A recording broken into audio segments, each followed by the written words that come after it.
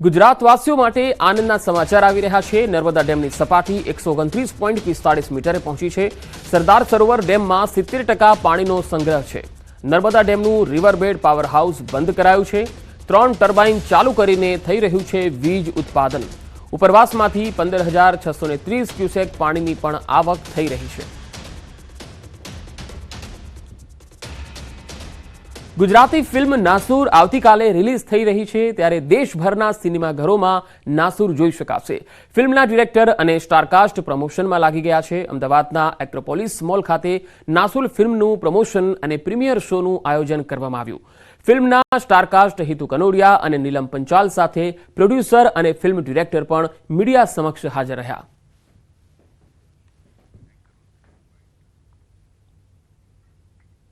એટલે અમે ખૂબ એક્સાઇટેડ છીએ। આ હવે પડદે લાગી ગઈ છે। પડદે 23 ફેબ્રુઆરીએ જ્યારે લાગશે, આપ સૌ થિયેટરમાં જોશો આ ફિલ્મને।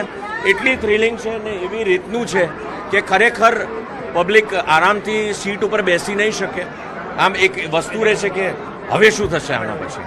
માતૃભાષાની ફિલ્મ છે અને ગુજરાતી એ ફક્ત ગુજરાત પૂરતી નહીં, એ ગ્લોબલ સુધી પહોંચશે।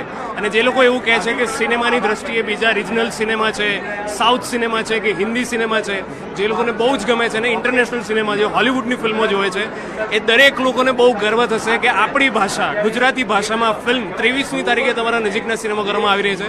So please go and watch. દરેક ગુજરાતી આ ફિલ્મ જોવી જોઈએ, દરેક સિનેમા લવરે આ જોવી જોઈએ। બહુ જ ગર્વ થાય એવી ફિલ્મ છે।